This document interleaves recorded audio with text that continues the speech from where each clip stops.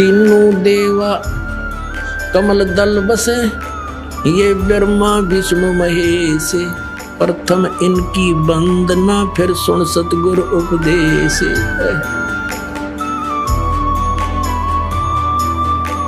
परमेश्वर कबीर देव जी ने 600 वर्ष पहले उस अपनी सच्चिदानंद घन ब्रह्म की वाणी में, कबीर वाणी में कहा है, कबीर अक्षर पुरुष एक पेड़ है, निरंजन वाकी डारे, तीनों देवा शाखा है, भाई पात रूप संसारे। एक के श्लोक में, एक के सेंटेंस में, अमृतवाणी में परमात्मा ने पूरा ज्ञान समझा दिया। अब ये तो आपने पढ़ लिया प्रथम मंत्र 15वें अध्याय का, ये देखिएगा। अब दूसरा पढ़ाते हैं, अध्याय नंबर 15 पंथ 10 है, और इसका प्रथम मंत्र आपने पढ़ लिया।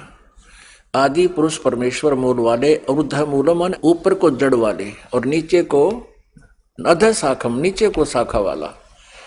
ये संसार रूपी पीपल के वृक्ष को अविनाशी कहते हैं। और जिस वेद नहीं, इसके विभाग आदि पत्ते हैं। और उस संसार वृक्ष को जो पुरुष, जो व्यक्ति मूल सहित, जड़ से लेकर पत्तों सहित तत्व से जानता है, वह वेद के तात्पर्य को जानने वाला है, अर्थात वह तत्वदर्शी संत है। अब दूसरा इसमें लिखा है कि उस संसार वृक्ष की तीनों गुण रूप, रजगुण ब्रह्मा, सतगुण विष्णु, तमगुण शिवजी रूपी ये विषय पर वाला, ये विषय विकारों की शाखा हैं, शाखाएं। अध माने नीचे और ऊर्ध्व माने ऊपर, प्रस्था माने फैली हुई है। ये मनुष्य लोक में कर्मों के अनुसार बांधने वाली मूलानी माने मुख्य कारण है, ये जड़ नहीं है। कर्मानुबांधनी यानी मुख्य कारण है। ये हमें कर्मानुसार ब्रह्मा विष्णु महेश ही यहाँ बांध कर रखते हैं, इन्हीं के अंतर्गत हैं हम। नीचे और ऊपर फैली व्याप्त हैं, सब लोकों में नहीं। पृथ्वी लोक, स्वर्गलोक और पाताल लोक, 3 लोकों को ऊपर इनकी व्यवस्था है। अब तीसरे में कहा है, इस संसार वृक्ष का स्वरूप जैसा कहा है वैसा यहाँ विचार काल में नहीं पाया जाता, ऐसा नहीं पाया जाता। अपने आत्माओं, श्रीमद् भगवत गीता अध्याय नंबर 4 के श्लोक नंबर 34 में कहा है कि गीता ज्ञानदाता कहता है, मैं इस पूरे अध्यात्म ज्ञान से परिचित नहीं हूँ, इसलिए तत्वदर्शी संतों के पास जा, उनसे उस परमात्म तत्व की जानकारी जान जो गीता ज्ञानदाता से अन्य है। तो यहाँ भी उस बात को फिर पुनः दोहरा रहा है कि इस संसार वृक्ष का स्वरूप जैसा कहा गया है वैसा यहाँ विचार काल में नहीं पाया जाता। यानी तेरे और मेरे इस गीता जी के डिस्कशन में, इस गीता जी के वर्णन में मैं आपको कंप्लीटली नहीं बता सकता, क्योंकि मैं नहीं पा रहा हूं उसके आदि और अंत को। इसलिए तत्वदर्शी संत की खोज कर यहां वो स्पष्ट कर रहा है। अब फिर देखिएगा, श्रीमद् भगवत गीता हम अध्याय नंबर 15 पढ़ रहे हैं। अध्याय नंबर 15 का श्लोक नंबर अब हम 3 पढ़ रहे हैं। इस संसार वर्ष का स्वरूप जैसा कहा है वैसा यहाँ विचार काल में नहीं पाया जाता, क्योंकि न तो इसको आदि है और न अंत है। गीता ज्ञानदाता कहता मुझे नहीं पता इसके आदि और अंत का, और न इसकी अच्छी प्रकार से स्थिति है। इसलिए इस सुविरुद्ध मूलम, अति दृढ़ मूल वाले, ये नहीं अति दृढ़ माने क्योंकि ऊपर जो जड़ है वो मूल मालिक है, वो सनातन परम धाम है, वो अविनाशी है। इसलिए सुविरुद्ध मूल वाले, अति दृढ़ मूल वाले, जड़ वाले संसार रूपी पीपल के वृक्ष को दृढ़ेन यानी दृढ़, असंग शस्त्रेन वैराग्य रूप शस्त्र द्वारा काटकर नहीं, उस तत्व ज्ञान रूपी शस्त्र द्वारा काटकर यानी उससे समझकर, असंग शस्त्रेन यानी तत्व ज्ञान रूपी शस्त्र से काटकर उससे समझकर, उसके पश्चात अब चौथे में 15वें अध्याय के चौथे में स्पष्ट कर दिया है, ये चौथा श्लोक है 15वें अध्याय का। उसके पश्चात उस परम पद रूप परमेश्वर को भली भांति खोजना चाहिए, जिसमें गए हुए पुरुष यानी साधक फिर लौटकर संसार में नहीं आते, और जिस परमेश्वर से इस पुरातन संसार वृक्ष की प्रवृत्ति विस्तार को प्राप्त हुई है, अर्थात जिस परमेश्वर ने इन सर्व ब्रह्मांडों की रचना की है उसी आदि पुरुष परमेश्वर की नारायण के मैं शरण हूं। गीता ज्ञान दाता कहता है आदि पुरुष नारायण के मैं शरण हूं, उस परम अक्षर ब्रह्म के मैं शरण हूं। इस प्रकार दृढ़ निश्चय करके उस परमेश्वर का मनन और निधि ध्यान करना चाहिए। अपनात्मा इन तत्व ज्ञानहीन ऋषि मंडलेश्वरों से कोई पूछा करते हैं कि भगवान गीता ज्ञानदाता अपने से अन्य किस परमेश्वर की शरण में जाने को कहता है? ये कहते नहीं, ये अपनी ही शरण में आने को कहता है। इतना विस्तार से ज्ञान दिया है गीता जी में, इतना तरतीब वाइज ज्ञान दिया है। अब यहां स्पष्ट हो गया है कि गीता ज्ञान दाता कहता है मेरे और तेरे तो जन्म मृत्यु होते रहेंगे, मेरी साधना करेगा तेरे भी मृत्यु मेरी भी मृत्यु, तू ब्रह्मलोक में जाएगा, ब्रह्मलोक पर्यंत भी वापस आते हैं। अब यहां कहा है कि जिस परमेश्वर ने सारे ब्रह्मांडों की रचना की है वही वास्तव में अविनाशी है। दूसरे अध्याय के 17वें श्लोक में भी यही प्रसंग है और यहां 15वें अध्याय में भी यही कह रहा है 1 से लेकर 4 तक।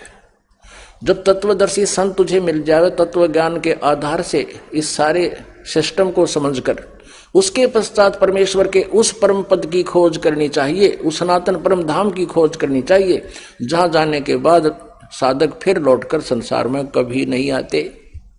अब ये प्रसंग चल रहा है कि गीता ज्ञान दाता से अन्य कौन सा वो परमेश्वर है जिसके विषय में कहा जा रहा है, और साथ में तत्वदर्शी संत की पहचान भी बताई जा रही है। अब गीता जी अध्याय नंबर 15 के श्लोक नंबर 16 और 17 में ये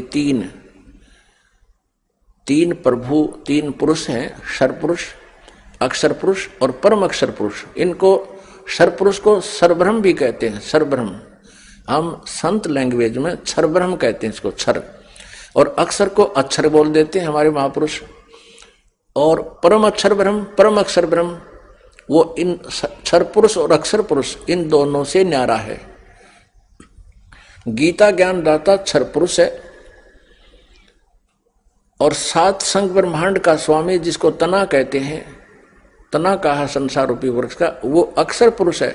उसको अक्षर ब्रह्म भी कहते हैं, उसको परब्रह्म भी कहते हैं। परब्रह्म माने ब्रह्म से नेक्स्ट ब्रह्म, ये काल भी ब्रह्म कहलाता है, इसलिए ब्रह्म को से नेक्स्ट ब्रह्म को डिफाइन करने के लिए नेक्स्ट ब्रह्म कहा परब्रह्म, और उसको अक्षर ब्रह्म भी कहा है।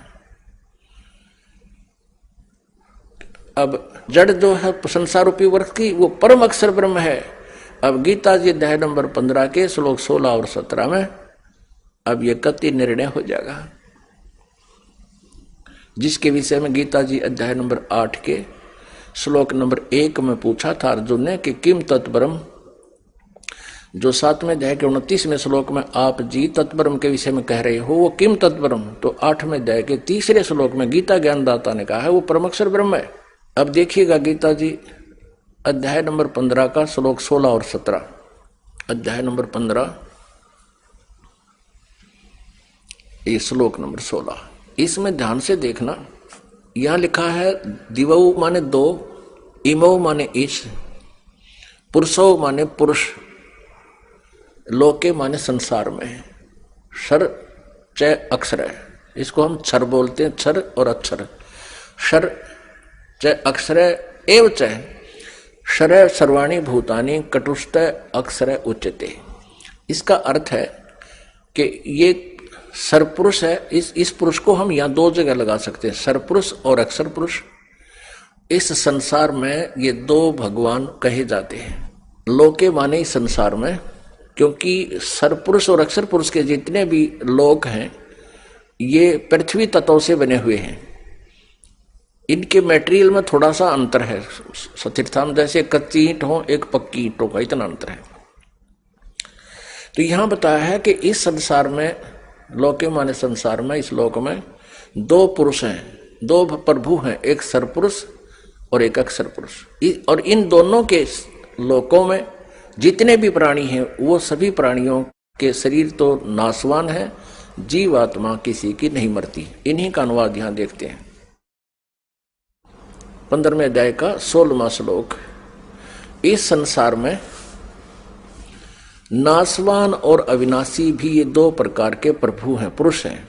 अब ये अक्सर को अविनाशी भी कहा गया है क्योंकि इसकी सतिथि काफी लंबी है, इसकी आयु बहुत है, इसलिए इसको अविनाशी कहता है। लेकिन ये वास्तव में अविनाशी नहीं है, ये सरपुरुष।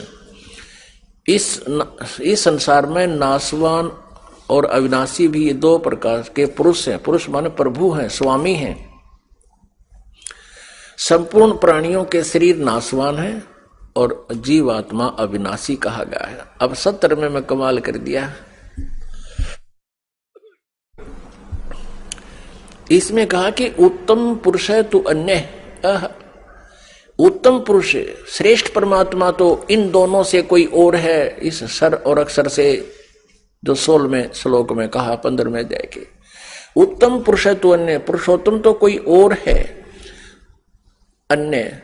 परमात्मा इति उदाहरत है, जिसको परमात्मा कहा जाता है। परमात्मा परम माने श्रेष्ठ, अच्छी आत्मा कहा जाता है।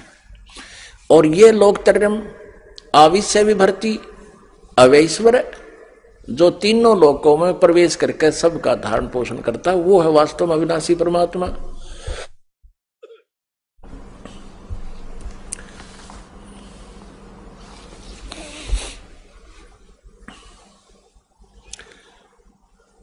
पुण्यात्माओं, अब प्रसंग चल रहा है कि गीता ज्ञानदाता अपने से अन्य किस परमेश्वर की शरण में जाने को कह रहा है। अब उसको स्पष्ट किया जा रहा है, उस कंसेप्ट को क्लियर किया जा रहा है।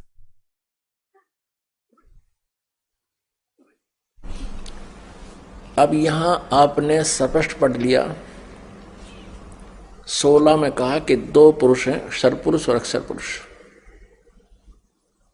और इनके लोकों में भी जितने प्राणी हैं उनका स्थूल शरीर नाशवान है, इनका भी नाशवान है। इसलिए तक और जीवात्मा किसी की मरती नहीं। इसलिए 17वें श्लोक में स्पष्ट किया 15वें अध्याय के में कि उत्तम पुरुष है तू अन्य परमात्मा इति उदाहरते है। और ये लोग तरम आविश्य विभर्ति अवैश्वर है। अब सरपुरुष अक्षर पुरुष भी अविनाशी प्रभु कहलाता है। लेकिन 17वें में कंसेप्ट क्लियर करना किया है कति कि वो है वास्तव में अविनाशी परमात्मा। उत्तम पुरुष तो अन्य परमात्मा इति उदाहरत है। यह लोक तरम आविश्य विभर्ति अवैश्वर है। वो संसार रूपी वृक्ष का वो जड़ रूपी परमात्मा है, मूल। जिस जैसे तना पेड़ को जड़ से मूल से आहार पहुंचता है, यानी पूरे वृक्ष की परवरिश मूल से होती है, जड़ से होती है। तो मूल रूपी परमात्मा परम अक्षर ब्रह्म है और वही सभी का धारण पोषण करता है। उसी से सबको आहार खुराक या सब वस्तुएं कर्म वर्क डन मिलता है। और यह तो लोक त्रयम् आविश्य विभर्ति अव्यय ईश्वर है। अव्यय माने अविनाशी, वास्तव में वह अविनाशी परमेश्वर है। अपनात्मा गीता जी अध्याय नंबर 15 के श्लोक नंबर 18 में गीता ज्ञानदाता कहता है कि मैं लोक वेद के आधार से पुरुषोत्तम प्रसिद्ध हूं, क्योंकि मेरे 21 ब्रह्मांडों में मेरे अंतर्गत जितने प्राणी हैं, कहते मेरे अंतर्गत जितने प्राणी हैं, ब्रह्मा विष्णु महेश जी या अन्य देवता या हम कीड़ी कुंजर आदि सब राजा रंग, इनसे मैं श्रेष्ठ हूं, इनसे तगड़ा हूं, ये मेरे अंतर्गत हैं, इनसे मैं प्रबल हूं। इसलिए लोक वेद के आधार से मुझे पुरुषोत्तम प्रसिद्ध हो रहा हूं, क्योंकि मैं मेरे अंतर्गत जितने प्राणी हैं उन तक श्रेष्ठ हूं। लेकिन मैं पुरुषोत्तम नहीं हूं, पुरुषोत्तम तो कोई और है। अब लोक वेद क्या होता है? सुना सुनाया ज्ञान है जो सत्य ना हो और हमने सत्य मान रखा हो। जैसे हम लोक वेद के आधार से ब्रह्मा विष्णु महेश जी को अजरो अमर मानते थे। इनके कोई माता पिता नहीं है, इनके इतिहास इनकी जीवनी में लिखा है कि ये तो नासवान है, इनकी जन्म मृत्यु होती है, और दुर्गा इनकी माता है, और काल रूपी ब्रह्म ये ज्योति निरंजन क्षर पुरुष इनका पिता है। तो हम जो लोकवेद सुना था वो गलत था। इसी प्रकार ये कह रहा है गीता ज्ञानदाता 15वें अध्याय के 18वें श्लोक में, मैं तो लोकवेद के आधार से पुरुषोत्तम प्रसिद्ध हूं, आई एम नॉट पुरुषोत्तम। ये देखना अध्याय नंबर 15 का गीता जी, और यहां देखिएगा ये 18वां श्लोक है। ये क्या कहता है, यस्मात् क्षरम अतीतः अहम अक्षरात् अपि च उत्तम अतः अस्मि लोके वेदे च प्रथितः पुरुषोत्तम है। 18वां श्लोक। क्योंकि मैं शर्मन नाशवान जड़ क्षेत्र से, जो मेरे अंतर्गत जितने प्राणी हैं उनसे अतीत हूं, और अविनाशी जीव आत्मा जो मेरे अंतर्गत हैं उनसे भी उत्तम हूं, इसलिए लोके वेदे, लोक और वेद में नहीं, लोक वेद के आधार से पुरुषोत्तम नाम से प्रसिद्ध हूं। वास्तव में इसने यहां बता दिया 17वें श्लोक में कि उत्तम पुरुष तो अन्य है। 17वें श्लोक में 15वां अध्याय के में कि उत्तम पुरुष तो अन्य है, वो पुरुषोत्तम तो कोई और है, और उसी को परमात्मा इति उदाहरते, उसको भगवान कहते हैं, वो परमात्मा कहलाता है। और ये लोक त्रयम् आविश्य विभर्ति अवैश्वर है, जो तीनों लोकों में प्रवेश करके सबका धारण पोषण करता है, वो है अविनाशी परमात्मा। उत्तम पुरुष तो कोई अन्य ही है जो तीनों लोकों में प्रवेश करके सबका धारण पोषण करता है, एवं अविनाशी परमेश्वर परमात्मा इस प्रकार कहा गया है। परमेश्वर कबीर जी कहा करते थे कि गुरु बिन वेद पढ़े जो प्राणी, समझे ना सार रहे अज्ञानी, गुरु बिन काहू न पाया ज्ञाना, जो थोथा बूस छड़े मूड किसाना। यानी जानकार किसान तो थोथे बूस न छड़े को नहीं, कुटे नहीं, तुस नहीं कुटेगा, और मूड होगा वो, कहते हैं प्राण ने कुटे बाद में, धान निकालने के बाद उस भूसने कोई कुटता हो तो वो मूर्ख कहलाता है। तो तत्व ज्ञान ना होने से अभी तक सभी ऋषि महर्षि और ये गुरु अब ये जो ना थोथा भूस कूट रहे थे, छिड़ रहे थे। अपन आत्माओं प्रसंग चल रहा है कि गीता ज्ञानदाता अपने से अन्य किस परमेश्वर की शरण में जाने को कह रहा है, जहां जाने के बाद फिर पुनर्जन्म नहीं होता और परम शांति और सनातन परम धाम प्राप्त होता है। अब वो है वो परम अक्षर ब्रह्म। परम अक्षर ब्रह्म कौन है? वो कबीर देव है, कबीर साहब है। और ये वही परमात्मा है जो बनारस में, काशी शहर में 600 वर्ष पहले धानक की भूमिका, जुल्हे की भूमिका करते हुए, एक अच्छे नागरिक की भी भूमिका करते हुए और तत्वदर्शी संत की भूमिका वो विशेष रूप से करने के लिए आए थे। और सच्चिदानंद घन ब्रह्म की वाणी में, जैसे चौथे अध्याय के 32वें श्लोक में गीता जी में कहा है कि ब्रह्मणे मुखे, ब्रह्मणे माने परम अक्षर ब्रह्म के, मुखे माने मुखारविंद से, उनके अपने मुख कमल से उतरित वाणी में, उस परमेश्वर के मुख कमल से उतरित वाणी में उसको सच्चिदानंद घन ब्रह्म की वाणी कहा जाता है। यानी तत्व ज्ञान को विस्तार से कहा गया है। उसको तू तत्वदर्शी संतों के पास जाकर समझ, चौथे अध्याय के 34वें श्लोक में, कि वो तत्व ज्ञान है जो परमेश्वर ने आकर बताया है। अब गीता जी अध्याय नंबर 17 के श्लोक नंबर 23 में कहा है, ओम तत्सत इति निर्देश ब्रह्मण त्रिविध समर्थ। इसका क्या अर्थ है कि ब्रह्मणे माने सच्चिदानंद घन ब्रह्म यानी परम अक्षर ब्रह्म को पाने का इस 3 मंत्र की साधना का परम निर्देश है। निर्देश माने फाइनल फैसला, फाइनल डिसीजन, नथिंग एल्स। यानी इस मंत्र के अतिरिक्त और कोई जाप आपने नहीं करना, अन्य साधना पूर्ण परमात्मा के पाने की नहीं है। ओम तो यह सरपुरुष का यानी ब्रह्म का जाप है, ये स्वयं स्वीकार कर रहा। गीता जी अध्याय नंबर 8 के श्लोक नंबर 13 में ओम इति एक अक्षरम ब्रह्म व्यवहारण माम अनुसमरण ये परियाति तदंदेहम स याति परमाम गतिम। माम ब्रह्म, मुझ ब्रह्म का केवल एक ओम अक्षर है, अंतिम श्वास तक जो सिमरन करता हुआ जाता है वो ओम नाम से मिलने वाले लाभ को प्राप्त करता है। ओम नाम से कौन सा लाभ मिलता है? ब्रह्मलोक प्राप्ति होती है। और 8वें अध्याय के 16वें श्लोक में कहा कि ब्रह्मलोक पर्यंत भी सभी पुनरावृत्ति में है, वहां गए हुए प्राणी भी फिर लौटकर संसार में वापस आते हैं, यानी उनको परम शांति नहीं हो सकती। श्रीमद् भगवत गीता अध्याय नंबर 17 के श्लोक 23 में कहा कि ओम तत्सत इति निर्देश है ब्रह्मण त्रिविध समर्थ है। ब्रह्मण माने सच्चिदानंद घन ब्रह्म अर्थात परम अक्षर ब्रह्म की साधना का 3 मंत्र के जाप का निर्देश है। ओम तत्सत, ओम तो ब्रह्म का, इस सरपुरुष का, और तत् ये अक्षर ब्रह्म का, जिसको परब्रह्म भी कहते हैं। ये सांकेतिक है, ये गुप्त है, ये कोड वर्ड है, ये कोड वर्ड है। और सत जो है वो परम अक्षर ब्रह्म का है। अब तीनों का ये जाप, इसकी 3 विधि है सिमरन करने की। त्रिविध समर्थ है, 3 प्रकार से इसका सिमरन होता है। अब 3 प्रकार से सिमरन कैसे होता है ये दास बताएगा। और जिनको ये तीनों मंत्र प्राप्त है वो पुण्यात्मा अच्छी तरह समझते हैं। इसमें ओम मंत्र तो बिल्कुल सार्वजनिक है, ये तो पहले से डिक्लेयर्ड है। तत्सांकेतिक है, ओम और तत् मिलके 2 अक्षर का ये एक सतनाम बनता है, सच्चा नाम।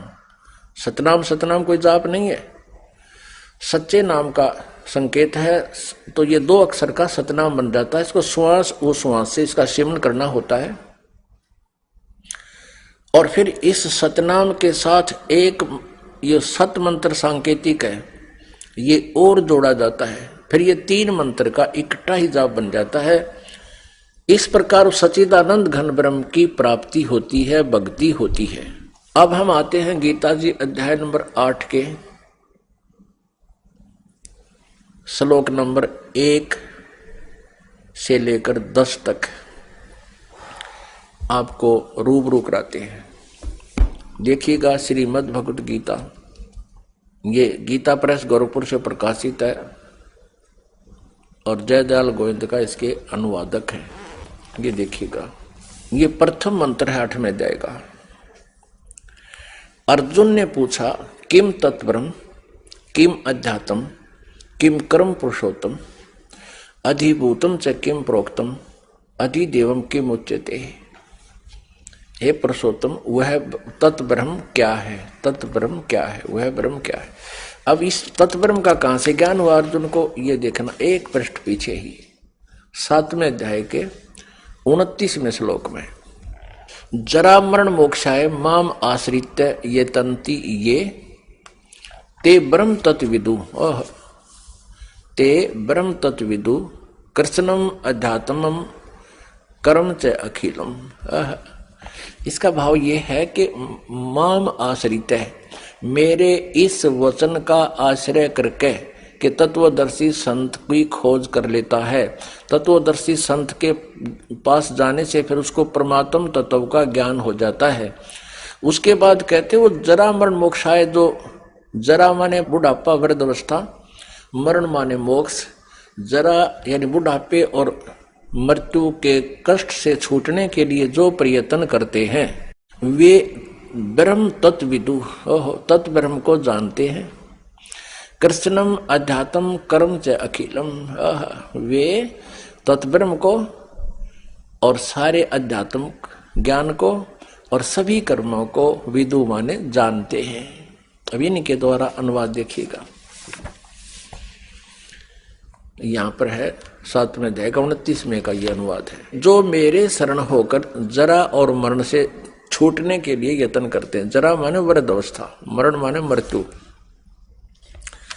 वे पुरुष, वे व्यक्ति, तत् माने उस, तत् ब्रह्म, ब्रह्म को, तत् ब्रह्म, देखो तत् ब्रह्म, उस ब्रह्म को, उस ब्रह्म को, संपूर्ण अध्यात्म को तथा संपूर्ण कर्मों को जानते हैं। और 30 में फिर कहा है जो पुरुष अधिभूतम, मुझे सब कुछ जानते हैं, वो मुझ तक सीमित है। जो पुरुष अधिभूत और अधिदेव सहित तथा अधियज सहित सबका आत्मा मुझे अंत काल में जानते हैं, अंत काल में भी जानते हैं, वे युक्त चित्त वाले पुरुष मुझे ही जानते हैं। जो मेरे भाव में भावित रहते हैं वो तो मेरे तक सीमित हैं, और जो उस तत्पर से परिचित हैं तो वो जरा और मन से छूटने के लिए ही प्रयत्न करते हैं। तो ये तुरंत बाद 8वां अध्याय शुरू हो जाता है, यहाँ 7वां समाप्त हो जाता 30 श्लोक में। इस 8वें अध्याय के प्रथम मंत्र में अर्जुन ने पूछा कि किम तत्ब्रह्म, फिर वो क्या है वो तत्ब्रह्म, और अध्यात्म किम कर्म पुरुषोत्तम अधिभूतम च किम प्रोक्तम अधिदेवम किम उच्यते। प्रश्न पूछा कि वह तत्ब्रह्म क्या है। अब इसका तीसरे मंत्र में, तीसरे श्लोक में गीता ज्ञानदाता ने उत्तर दिया है। ये तीसरा श्लोक है। वह परम अक्षर ब्रह्म है, वह परम अक्षर ब्रह्म है। अब पुण्यात्मा स्पष्ट हो गया, वह परम अक्षर ब्रह्म है। गीता ज्ञानदाता अपने से अन्य परम अक्षर ब्रह्म की जानकारी बताता है, फिर अब अपनी और उस परम अक्षर ब्रह्म की दोनों की पैरेलल यानी समांतर बता रहा है कि मेरी साधना करनी है तो तुझे ब्रह्मलोक प्राप्ति होगी। ब्रह्मलोक में गए हुए प्राणी का भी जन्म मृत्यु होता है, तो इसलिए मेरी शरण में रहना है तो युद्ध भी करना पड़ेगा, शांति नाम की चीज नहीं। और यदि परम शांति चाहिए तो उस परमेश्वर की शरण में जा। गीता अध्याय नंबर 18 के श्लोक नंबर 62 और 66 में यही संकेत है, उसकी शरण में जा। अब यहां कह रहा है 8वें अध्याय के 5वें श्लोक में और 7वें में और 8वें अध्याय के 13वें श्लोक में कहा कि मुझ ब्रह्म का ओम इति एकाक्षरम ब्रह्म व्यवहारण माम अनुसमरण ये प्रयाति तजन देहम स याति परमाम गतिम। मुझ ब्रह्म का एक ओम अक्षर है, नथिंग एल्स, उच्चारण करके सिमरण करने का, और यह प्रयाति तजन देहम जो शरीर छोड़कर जाते समय तक उसका सुमरण करता हुआ जाता है, सयाति परमाम गति, ओम नाम से मिलने वाली जो परम गति है ब्रह्मलोक प्राप्ति हो जाएगी। इसलिए गीता जी अध्याय नंबर 7 के श्लोक नंबर 18 में अपनी साधना को अनुत्तम कहा है, घटिया श्रेष्ठ, क्योंकि ब्रह्मलोक में गए हुए प्राणी भी पुनर्वर्ती में है। अब यहाँ प्रसंग एक और अड़ा देते हैं ये लोग। 8वें अध्याय के 16वें श्लोक में ये कहा है गीता ज्ञानदाता का अनुवाद इन्होंने गलत किया है। उसमें किया है कि ब्रह्मलोक पर्यंत सभी पुनर्वर्ती में है, वहां गए हुए प्राणी भी पुनर्जन्म प्राप्त करते हैं, मृत्यु होती है। लेकिन वह अनुवाद इन्होंने गलत कर दिया कि मुझे प्राप्त प्राणी का फिर पुनर्जन्म नहीं होता, तो यहाँ गलत अनुवाद गलत है इनका। यदि इस अनुवाद को सत्य माने तो चौथे अध्याय का 5वां और दूसरे अध्याय का 12वां श्लोक गलत सिद्ध हो जाता है, जहां कहता है कि तेरे और मेरे बहुत जन्म हो चुके, तू नहीं जानता मैं जानता हूं। तो यह अनुवाद गलत है। तो यहां ये आपको भ्रमित कर सकते हैं, इसलिए कंसेप्ट सारे क्लियर करने पड़ रहे हैं। अब हम आते हैं कि गीता ज्ञानदाता 8वें अध्याय के 5वें और 7वें और 13वें श्लोक में कहता है कि मेरा ओम एक अक्षर है, एक ब्रह्म ओम मंत्र है, और जो इसकी साधना करता है, इससे ये मेरी साधना का मंत्र है। तो कहते तू मेरी साधना कर और मुझे ही प्राप्त होगा, पर युद्ध भी करना पड़ेगा, युद्ध भी कर, मेरा स्मरण भी कर। गीता जी अध्याय नंबर 8 के श्लोक नंबर 6 में कहा कि ये नियम है कि अंत समय में जो जिसकी साधना करता हुआ जाता है उसके भाव में भावित रहता है, उसी में उसी की आस्था बनी रहती है। परमात्मा ने अपनी सच्चिदानंद घन ब्रह्म की वाणी में कहा है, तत्व ज्ञान में कहा है कि जहां आशा ता बासा होई, मन कर्म वचन सुमरियो सोई। जहां अंत समय में तेरी आस्था रहेगी वहीं तेरा जन्म होगा, जहां आशा रहेगी। अब हम परम अक्षर ब्रह्म में आस्था बनाएंगे तो उसको प्राप्त हो जाएंगे, और जो ब्रह्म में आस्था रखते हैं तो ब्रह्म लोक चले जाएंगे, उसकी साधना ठीक करते हैं तो। और जो करते हरे राम हरे कृष्ण राधे श्याम राधे राधे श्याम मिलादे, और वो आशा करते हैं ब्रह्म लोक जाने की, सपने में भी नहीं जा सकते। वो तो ओम एक अक्षर है, और वो भी पूरे संत से लेकर जो अधिकारी हो उससे लेकर जाप करने से ही वो लाभ भी तब प्राप्त होगा। अब यहाँ स्पष्ट हो गया 8वें अध्याय के 13, 5 और 7 मंत्र में कि तू मेरा सिमरण कर मुझे प्राप्त होगा। देखिएगा, आपके रूबरू कराते हैं पवित्र सदग्रंथ को। 8वें अध्याय का ये 5वां मंत्र है। जो पुरुष अंत काल में भी मुझको ही स्मरण करता हुआ शरीर को त्याग जाता है, वह मेरे साक्षात स्वरूप को प्राप्त होता है, इसमें संशय नहीं है। ये साक्षात स्वरूप अनुवाद गलत किया इन्होंने। उसने तो प्रतिज्ञा की है कि मुझे वो प्राप्त कर नहीं सकता, लेकिन ब्रह्मलोक जा सकता है।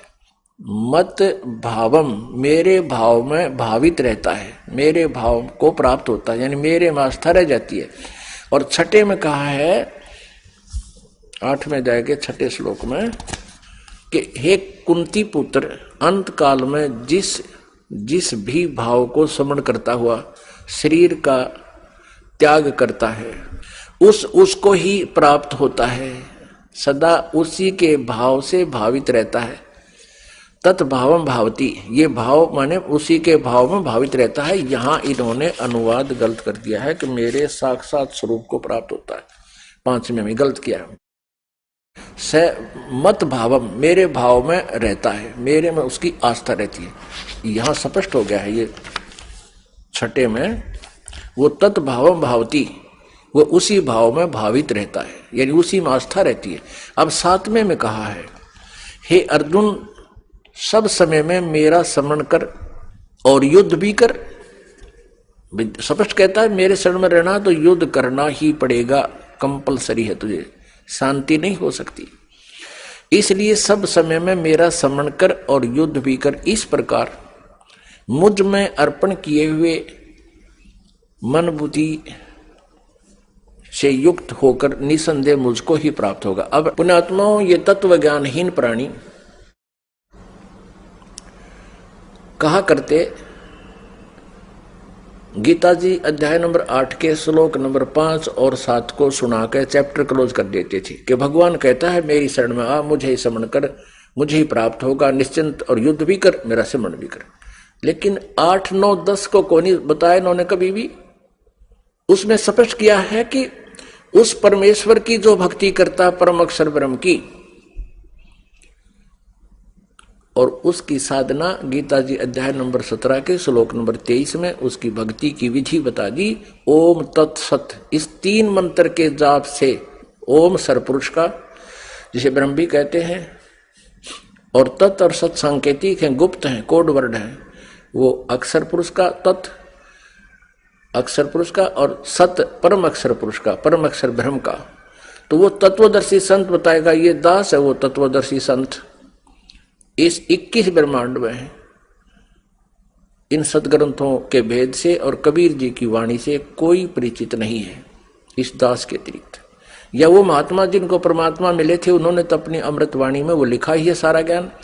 उनकी वाणी को भी कोई समझ नहीं सका। इस दास के ऊपर कृपा की परमात्मा ने, वो सभी भेद अब खुला है। अब देखिएगा 8वें अध्याय के 8, 9, 10 में गीता ज्ञानदाता अपने से अन्य उस परम अक्षर ब्रह्म की साधना करने को कह रहा है।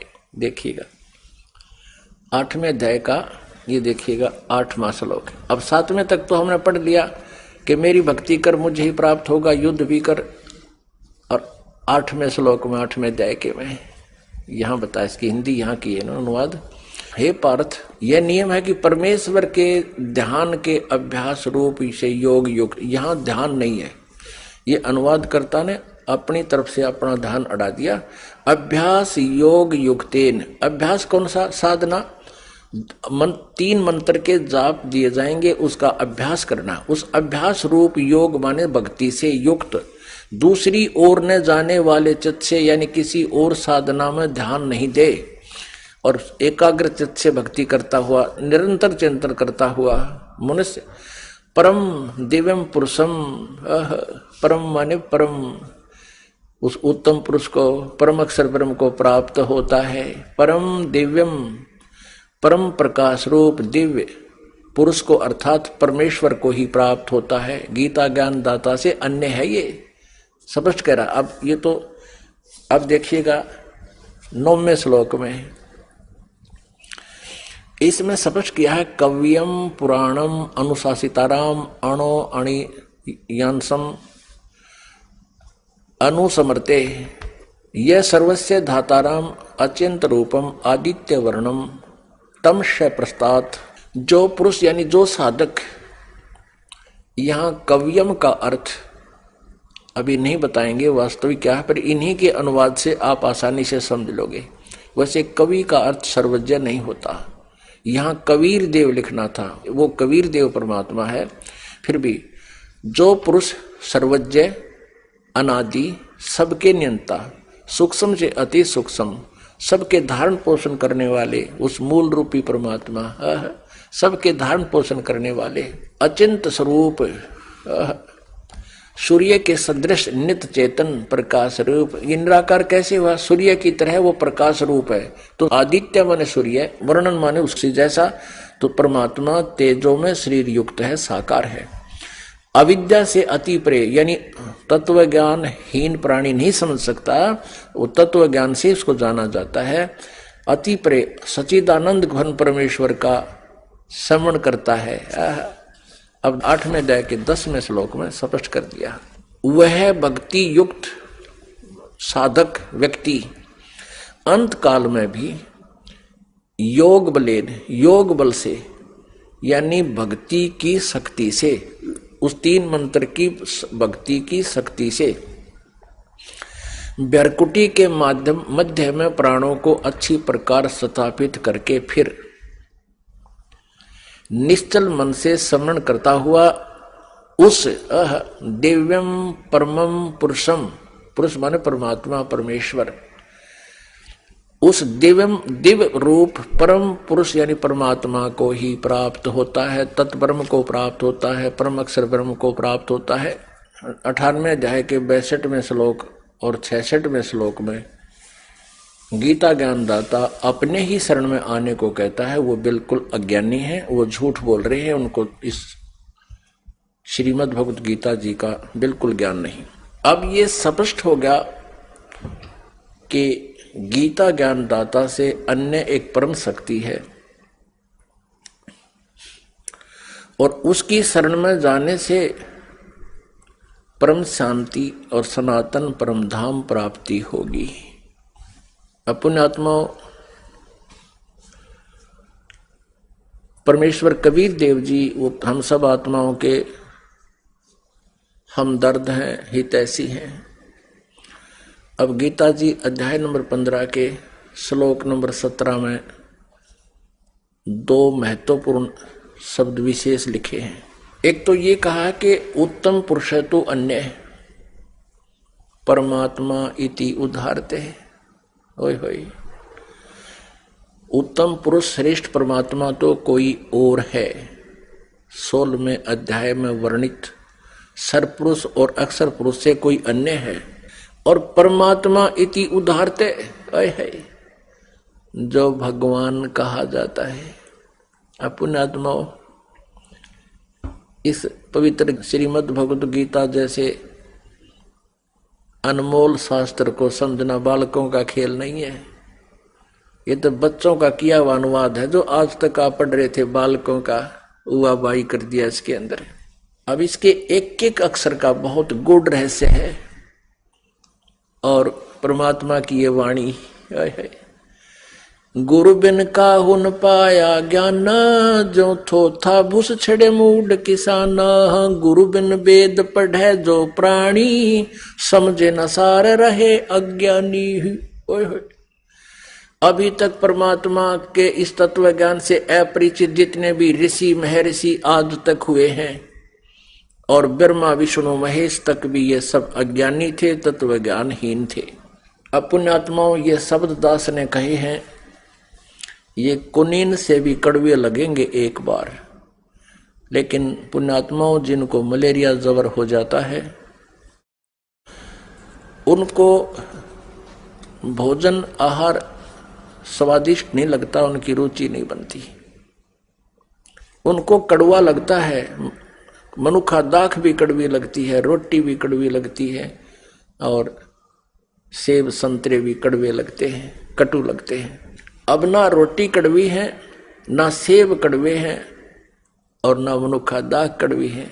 उस मलेरिया जवर ने उनके शरीर की व्यवस्था को कंडम कर दिया, इतना बिगाड़ दिया कि मीठी वस्तु भी कड़वी लगती है। अब उसका ट्रीटमेंट क्या है कि कड़वी कुनीन ही खानी पड़ेगी, जिससे न चाहते हुए फांकी मारनी पड़ेगी ताकि वो जवर उतरे और फिर रोटी वैसे ही स्वादिष्ट लगे। तो ये अज्ञान रूपी जवर हो गया आप जी के। अब ये तत्व ज्ञान रूपी कुनीन आपको खिलाई जा रही है तो इसको आप स्वीकार नहीं कर रहे। ये रोटी थी खाने की प्रतिदिन परमात्मा का ये तत्व ज्ञान, और ये आज हमें अच्छा नहीं लग रहा, नहीं सवारा, क्योंकि हम कबीर जी को भगवान मानने को तैयार नहीं। क्यों नहीं तैयार? क्योंकि अज्ञान रूपी जवर से हम पीड़ित हैं, और उस अज्ञान रूपी जवर को हटाने के लिए ये तत्व ज्ञान रूपी कुनीन खानी पड़ेंगी। ये कड़वी लगे तो भी खानी पड़ेंगी, नहीं तो ये जवर नहीं समाप्त होगा।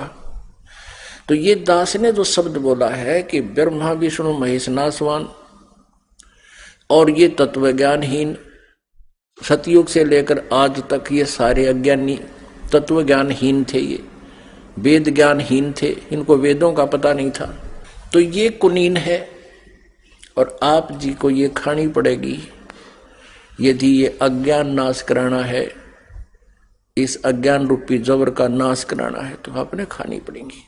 अब आपको खिलाएंगे आराम से और सदग्रंथों में प्रमाणित करेंगे, आप आराम से ग्रहण करोगे। क्योंकि बालक होते हैं ना बच्चे, उनको तो माता पिता या डॉक्टर जबरदस्ती कुनीन किसी वस्तु में घोल घाल कर जबरदस्ती पिलाता ही पिलाता है। और जब बच्चे समझदार होते हैं और बड़े होते हैं, जो उनको पता भी है कि कड़वी है और वो फिर भी खा जाते हैं, उनको पता खाना ही पड़ेगा। तो इसी प्रकार आप जी, आप समझदार हो गए हो, बालक नहीं हो, आप जी ने या कुनीन खानी पड़ेगी। अपुण्यात्माओं तत्व ज्ञान रूपी अमृत बरसे और ऊपर तो भगवान बरसे। देख दो दो मौज मचा रखी। अपुण्यात्माओं ये कंसेप्ट आपको क्लियर करना पड़ेगा कि ये गीता जी अध्याय नंबर 15 के श्लोक नंबर 17 में कहा है, उत्तम पुरुष तो अन्य परमात्मा इति उदाहरते ये लोग तरम आविश्य विभर्ति अवैश्वर है। अब इसमें परमात्मा कहा गया है, ये शब्द बोला है। एक उत्तम पुरुष तो अन्य, ये दो शब्द जो परमात्मा के ने इस गीता जी के अध्याय नंबर 15 के श्लोक 17 में कही, ये बहुत विचारणीय है। यानी श्रेष्ठ परमात्मा तो ऊपर वर्णित दोनों से कोई अन्य है और वही परमात्मा कहा जाता है, उसी को परमात्मा कहते हैं। अब परमात्मा की डेफिनेशन समझनी पड़ेगी अपने को। परमात्मा उसको कहते हैं भगवान को। भगवान किसे कहते हैं? जो केवल हमें सुख दे। श्रेष्ठ आत्मा वही होती है, परमात्मा वही होता है जो हमें दुख ना दे, केवल सुख दे।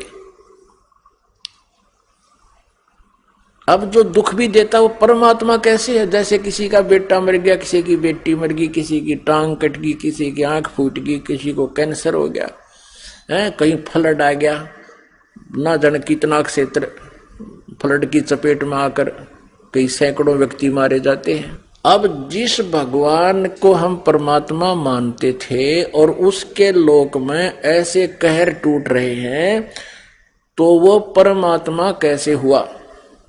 वो तो काल है। गीता जी अध्याय नंबर 11 के श्लोक नंबर 32 में ये स्वयं कहता है, श्री कृष्ण में प्रवेश करके बोल रहा है ये ब्रह्म क्षर पुरुष कि मैं काल हूं अर्जुन, और अब सब का नाश करने के लिए अब आया हूं, अब प्रवृत्त हुआ हूं। यदि श्री कृष्ण जी गीता जी बोल रहे होते, ये शब्द नहीं कहते कि मैं अब प्रवृत्त हुआ हूं। श्री कृष्ण जी तो पहले विद्वान थे। तो यहां वो काल कह रहा है और हमने काल को परमात्मा मान लिया।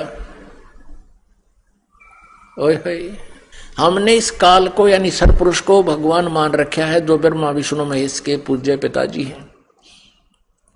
और ये कहता मैं तो सब न खाऊंगा, सबको खाता हूं। गीता जी अध्याय नंबर 11 के श्लोक नंबर 21 में और 46 में अर्जुन कह रहा है कि हे भगवान, आप तो देवताओं को भी खा रहे हो, आप ऋषि मैं ऋषि भी आपसे प्रार्थना कर रहे हैं, मंगल कामना कर रहे हैं, मंगल हो मंगल हो, आप तो उनको भी खा रहे हो। कुछ आपकी जाड़ा में लटक रहे हैं, कुछ आपके मुंह में समा रहे हैं। हे सहस्र बाहु, हे 1000 भुजा के भगवान, आप उसी चतुर्भुज रूप में आओ, मैं आप से भयभीत हो गया हूं। अब यहां भी एक विचारणीय विषय है कि सहस्र बाहु का 1000 भुजा वाला श्री कृष्ण जी अर्थात विष्णु जी और श्री शिव जी और श्री ब्रह्मा जी, ये चतुर्भुज भगवान हैं। और अर्जुन उनको श्री कृष्ण जी को विष्णु ही मान रहे थे, जबकि उस काल को श्री कृष्ण अर्थात विष्णु मान रहा था अर्जुन, लेकिन वो तो 1000 भुजा का भगवान है, ये सरपुरुष है। ये 4 भुजा के भगवान है, ब्रह्मा विष्णु महेश जी, और वो 1000 भुजा का भगवान है जो इनके पिताजी हैं, वो सरपुरुष काल है। अब हमने इस काल को स्वामी मान लिया, अपना मालिक मान लिया और दयालु परमात्मा मान लिया। अब विष्णु पुराण में कहा है कि विष्णु जी का प्रथम रूप तो ब्रह्म है, पुरुष है, और परम रूप उसका काल है। अब पुण्यात्माओं, ये सदग्रंथ कितना रहस्य हमें बता रहे हैं, लेकिन हम समझ नहीं सके। विष्णु पुराण में इस विष्णु यानी काल रूपी ब्रह्म को ये विष्णु रूप धारण करके किसी को दर्शन देता है तो इसको वो विष्णु मानकर ही महिमा गाना शुरू कर देते थे। इस विष्णु पुराण में दोनों ही महिमा है, इस काल के पुत्र विष्णु की और इस महाविष्णु ये काल की। तो महाविष्णु रूप में ये काल है, ये ब्रह्म है, सरपुरुष है। अब देखिएगा इसके विषय में श्री विष्णु पुराण में क्या लिखा है, ये देखना। श्री विष्णु पुराण सचित्र हिंदी अनुवाद सहित, ये गीता प्रेस गोरखपुर से प्रकाशित है। और यहां देखिएगा इसके अनुवाद करता है मुनीलाल गुप्त, अनुवादक मुनीलाल गुप्त है, गीता प्रेस गोरखपुर से प्रकाशित है। अब यहां देखिएगा इसके बिल्कुल प्रारंभ में यह है प्रथम अंश श्री विष्णु पुराण, दूसरा अध्याय श्री विष्णु पुराण और प्रश्न नंबर 4 पे है। यहां आइएगा। ये जो ऋषि विष्णु पुराण को बोल रहा है ये परिचित नहीं तत्व ज्ञान से। यहां इसको कहते हैं हे दिवस, परब्रह्म का प्रथम रूप पुरुष है।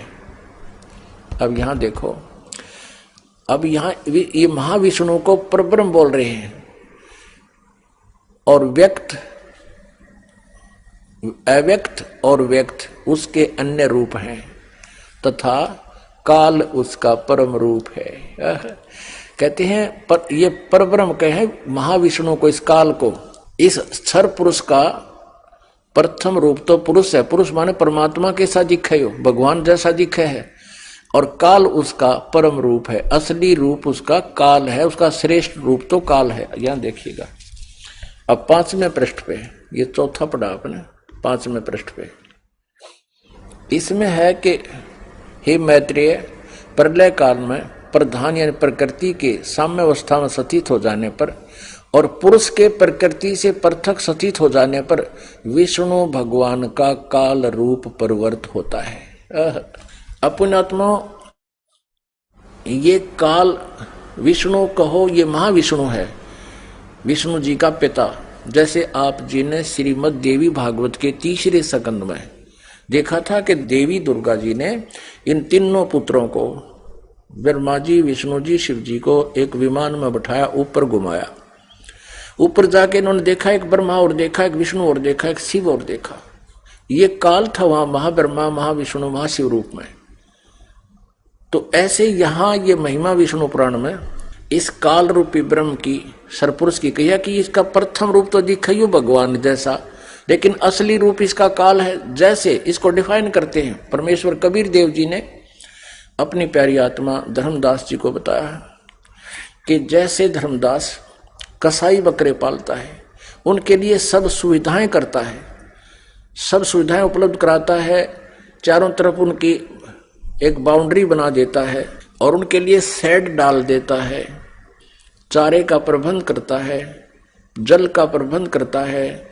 जिस दृष्टिकोण से वो भोली आत्मा बकरे और बकरियां उस कसाई को एक नेक व्यक्ति अपना स्वामी मानकर उससे प्यार करते हैं, लेकिन वे उसके उद्देश्य से परिचित नहीं होते। वो किस लिए इतनी सेवा कर रहा है, किस लिए इतनी सुविधाएं दे रहा है।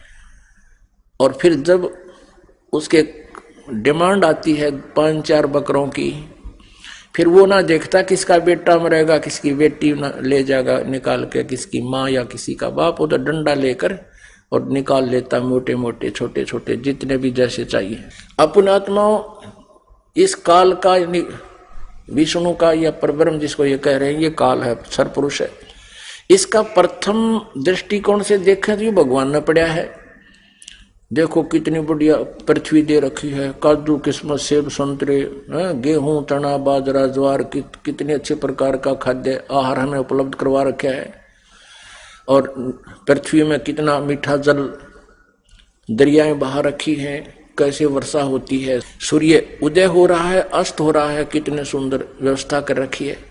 अब इस व्यवस्था को देखें तो ऐसा लगता है जैसे बहुत ही बढ़िया भगवान है, बहुत अच्छा आदमी है, बहुत अच्छा है, ये नेक है, परमात्मा ही लगता है। और फिर देखें किसी का बेटा मर गया, किसी की बेटी मर गई, कहीं पर फ्लड आ गया, कि तब भूकंप आ गया, दुर्घटना में एक परिवार के 3 व्यक्ति मारे जा रहे हैं। ये 1 लाख मानव शरीरधारी प्राणियों के सूक्ष्म शरीर को तपतशिला पर भूनकर, एक तवा है वहां पर, इसका बहुत बड़े पत्थर की टुकड़ी संगमरमर जैसी, वो अपने आप हीट रहती है उसमें, और उस पर भून कर खाता है। इसको श्राप लगा हुआ है, उसके लिए सब व्यवस्था इसने काल ने कर रखी है। अब ये तो कंसेप्ट क्लियर हो गया कि इसलिए गीता जी अध्याय नंबर 15 के श्लोक नंबर 17 में कहा कि उत्तम पुरुष तो अन्य है, परमात्मा इति उदाहरते, जिसको भगवान कहा जाता है वो है श्रेष्ठ परमात्मा, तो कोई और है गीता ज्ञान दाता से भी, और सर और अक्षर पुरुष से दोनों से अलग है, सर पुरुष और अक्षर पुरुष से। और फिर कहा कि वही तीनों लोकों में प्रवेश करके सबका धारण पोषण करता है, वो है अविनाशी परमात्मा। है अपनात्मा गीता जी अध्याय नंबर 15 के श्लोक नंबर 16 में अक्षर पुरुष कहा है। अक्षर माने अविनाशी होता है।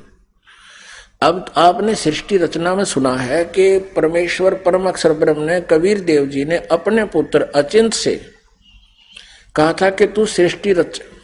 वो देखना चाहते थे, उनको ये आगाह कराना चाहते थे कि समर्थ का काम समर्थ ही कर सकता है।